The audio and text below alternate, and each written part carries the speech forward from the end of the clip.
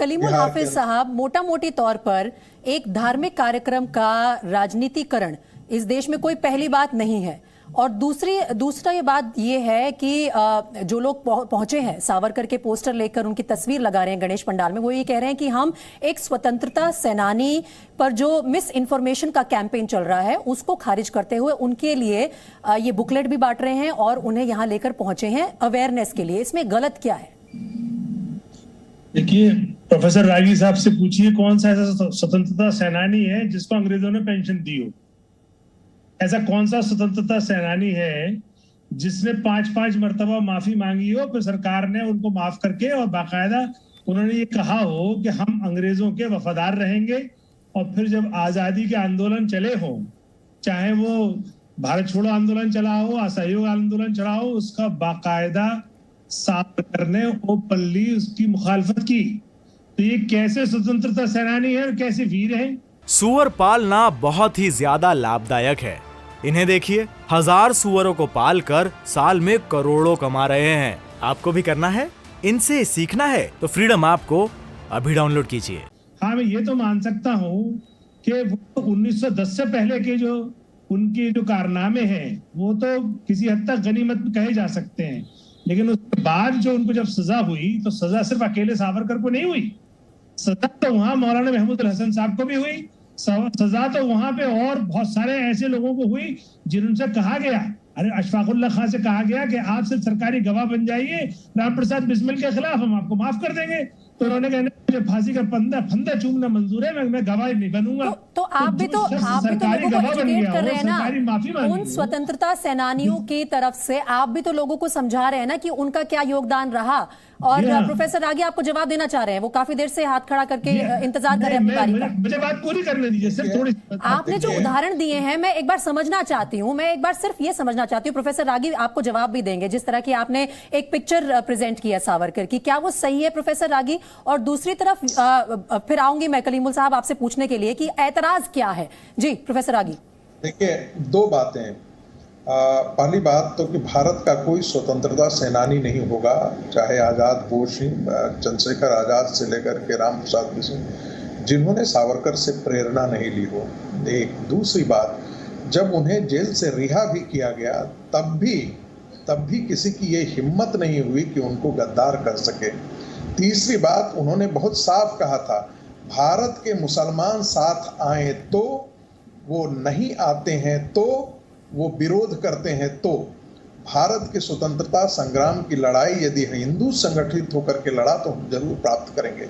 और कहीं न कहीं वो मुस्लिम तुष्टीकरण के खिलाफ थे।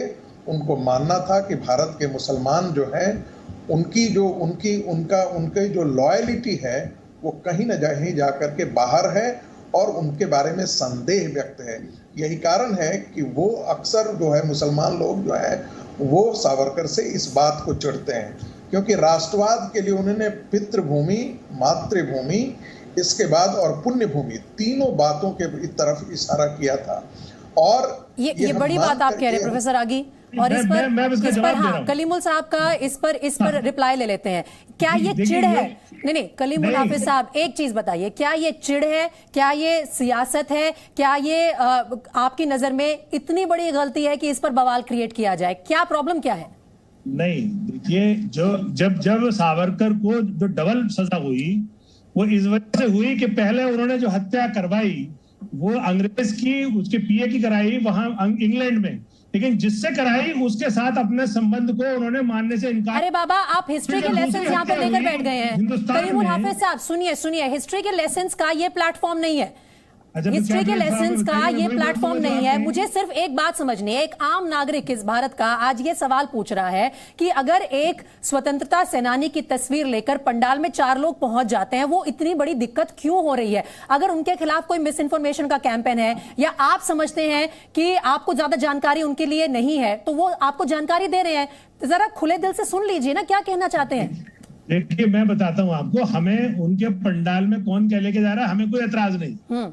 तो आपने जिस डिबेट पे बुलाया है, इस डिबेट पे हम इनके जो सवाल हमारे रागी साहब ने कहा है हम उसका जवाब दे रहे हैं। तो मैं अनवेरिफाइड हिस्ट्री लेसन्स तो नहीं आपको देने दूंगी। नहीं, लेकिन जो आदमी है, जो बाल गंगाधर तिलक का जो कद है वो एक रियल स्वतंत्रता सेनानी है, उन्होंने हिंदुस्तान के आजादी के आंदोलन को लीड किया है। उनके साथ अगर ऐसे शख्स को मिला रहे हैं आप, और अपनी जो सरकारी विफलताएं हैं, जो अभी एक खुलासा हुआ कर्नाटक में कि ठेकेदार कह रहे हैं कि 5% 10% से कमीशन बढ़ के 40% हो गया, 13,000 स्कूल वहां के ये कह रहे हैं कि कमीशन की नीचे हो गई। तो कर्नाटक में चूंकि फेल है, तो ये तमाम विफलताओं से बचने के लिए ये एक नया शगुफा ले आए हैं। तो इस शगुफे में भी दम नहीं है, क्योंकि जो सावरकर की हिस्ट्री है वो तो पूरे हिंदुस्तान जानता है, नहीं जानता है, तो हम भी उसे बताने की कोशिश कर रहे हैं। उसके फेवर में रागी साहब बोल रहे हैं, तो इसमें ना तो कोई जरूरी बात है। रागी साहब से जवाब ले लेते हैं। जी प्रोफेसर आगे जवाब दीजिए। देखिए सावरकर जी ने दो बातें बहुत साफ कही। पहली बात कहा कि भारत के यदि हिंदुओं का धर्मांतरण होता है तो वो डीनेशनलाइजेशन हो रहा है, यानी कि वो मुस्लिम जहां बनते हैं तो मुसलमानों के बनने का अभिप्राय है कि उनके भारत के प्रति श्रद्धा, उनकी लॉयलिटी, उनके आचार, उनके व्यवहार, वो कहीं ना कहीं भारत के इतर जो है वो उनकी श्रद्धा हो जाती है, उनके श्रद्धा केंद्र अलग हो जाते हैं, इसलिए उन पर उन्होंने शक व्यक्त किया। एक और यही कारण है कि उनकी चूंकि निष्ठा को उन्होंने प्रश्न किया, और वो निष्ठा जो प्रश्न किया वो वाकई में सच निकला। यदि सच ऐसा नहीं होता तो पाकिस्तान नहीं बनता। भारत के मुसलमानों की निष्ठा पर प्रश्न चिन्ह खड़ा करना यही सावरकर के विरोध का कारण है। और सच तो ये है कि भारत के मुसलमानों की निष्ठा पर प्रश्न चिन्ह तो श्रीमती इंदिरा गांधी ने भी की थी। भारत की सेनाओं में ऊंचे पदों पर नहीं उनको रखा जाए, इस प्रकार सावरकर के पोस्टर्स और गणपति पूजा का पंडाल, इस पर जो ये नया सियासी संग्राम छिड़ गया है, इस पर तमाम रिएक्शंस आते रहेंगे। आप दोनों का फिलहाल इस बुलेटिन में मेरे साथ जुड़ने के लिए बहुत बहुत शुक्रिया। सूअर पालना बहुत ही ज्यादा लाभदायक है। इन्हें देखिए, 1000 सूअरों को पालकर साल में करोड़ों कमा रहे हैं। आपको भी करना है, इनसे सीखना है तो फ्रीडम ऐप को अभी डाउनलोड कीजिए।